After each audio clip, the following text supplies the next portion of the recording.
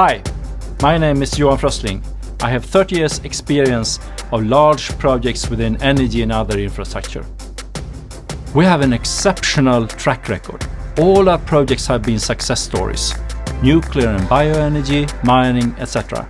The last years we have focused on Africa, which is an enormous growth market. We are now putting in a higher gear. Dynamis is building on Confedera's experience, but with a new business model.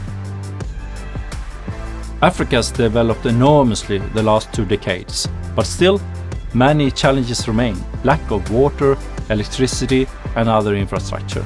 And there is a lack of risk capital for early project development. That means that a lot of projects are blocked, and that's a real hurdle for growth. Dynamis has the solution to these problems. We provide know-how and capital, and by ensuring study success, which is vital to attract investors, we charge a risk balance fee for this. And by kickstarting vital infrastructure projects, we contribute to growth in Africa. Your investment makes a real positive impact. Our projects has a direct impact on several of UN global goals. You contribute to growth and a better life in Africa, and you get a good return on your investment.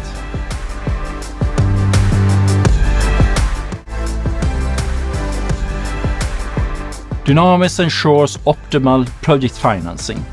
You contribute to growth and a better life in Africa. Our projects has a direct impact on several of UN global goals, and your project will get an excellent launch and be a success.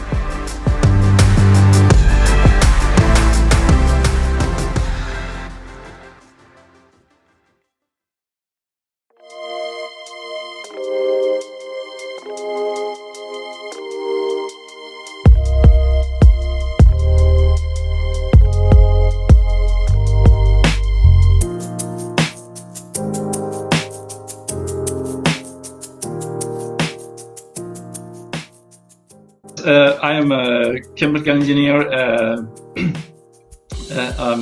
I have been in the big corporate world in Borealis Group and also as a consultant the last 1.5 decades. And in both those environments, we have been running major infrastructure projects like bioenergy, mining, nuclear, etc. And in Africa, we see that there is a need for infrastructure. Otherwise, we will never have a good sustainable growth there. And that's exactly what Dynamis does. Dynamis, we support sustainable growth in Africa. The name Dynamis is Greek for potential, ability, power to create something that is not visible now. That is exactly what Dynamis is about. We create things, we make things happen, which otherwise would have been very hard to happen. As I said earlier, there is a systematic error in the financing market in Africa. So even if there are good projects, they cannot get the funding for the studies which are needed to get the big money from investment banks and energy funds and DFIs, etc. And what we do is that we go in with our capital, know-how and our contacts, and we innovatively and agile develop these projects so that and massage them so that they are viable. I think the biggest challenges are perceptions, mainly from European people and investors about Africa. Still when we talk about Rwanda, and Rwanda is one of the countries, as you know, on the African continent with the highest growth rate and very good stability, a very low crime rate, etc.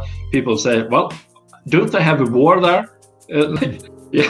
Yes, that was 27 years ago. A lot has happened since then. And, with bad perceptions and bad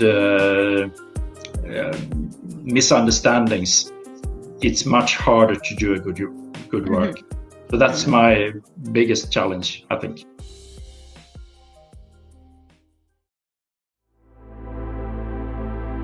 Today there is like 1.4 billion people in Africa. In the next 3 decades will probably be 100% more, doubled, and it's quite obvious that if they are not doing this in a sustainable way, it will be a disaster for the people in Africa, but also for the people in other parts of the world. And I also have a specific heart for Africa, since we have family both in southern and central Africa. So that is it's really a part of my heart. And let's say for a person in Africa, of course they have a lot of different backgrounds. Africa is a huge continent with different backgrounds of the people, but if they don't get a job, they cannot get their and impact their own future. To get the job, you need to have the foundation for a job, and then you need to have water, power, transportation in a sustainable way. Otherwise, they will not get jobs. So we are supporting that. The problem is that in many cases in Africa, the projects, the vital infrastructure projects, cannot be funded because they don't have the sufficient knowledge or particularly capital to develop this.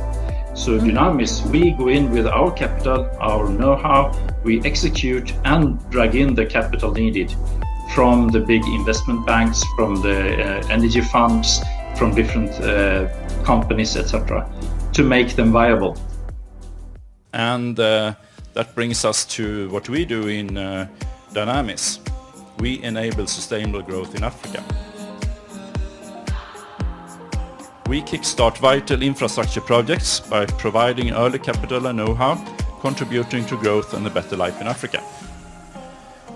This seems to be a little bit complex, but I will show you how it is. So let's say that someone is going to build a hydropower station, 50 megawatts. That costs roughly $200 million. So he needs 50 million in equity and 150 in loans. If it's in the OECD countries, that's not a problem. Then he goes to his banks and his investors, etc., and then everything is solved. In the sub-Saharan situation, it's a little bit different. The project owner needs to prove that it's a good project for different investors and investment banks, etc. And to do that, he needs to execute a couple of studies. The feasibility study in the middle of the screen here, that's cost roughly $1 million to do. And in Africa, they don't have that cash, at least not available. So then they ask a bank or an investor or a DFA, etc., can you pay for my study? And then nothing happens. Luckily enough, we can solve this problem. We go in with our cash, with our know-how, we execute a study, and when we have attracted the needed capital, that is when we take our profit.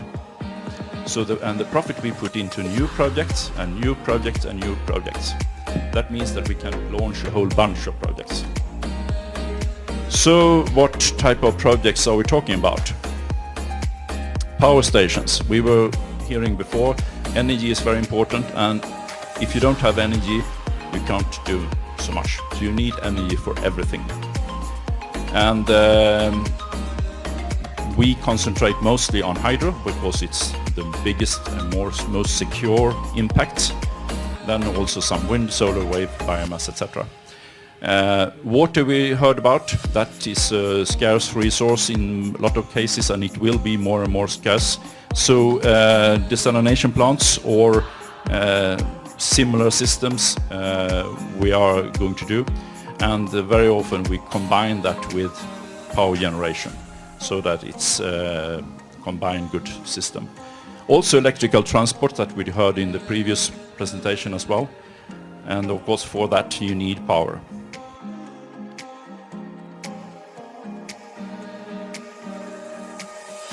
We, with our projects, contribute directly into the goals number 6, 7, 8 and 9. And we have very good and thorough governance and measurements on how we impact every of these goals.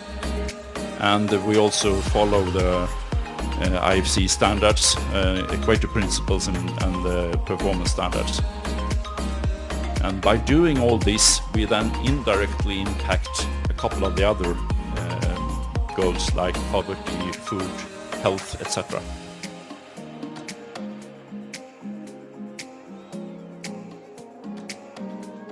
The limit is £3 million,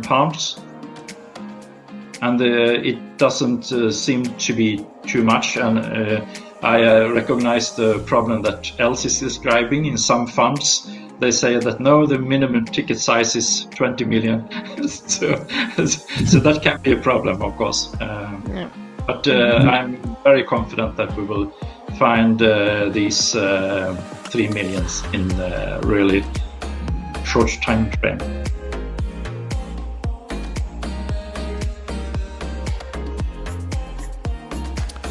We work with the local partnerships. We involve in the society, so it's not a hit and run business. We are there if we do a project. We are in that region and in that city or in that area for a long time.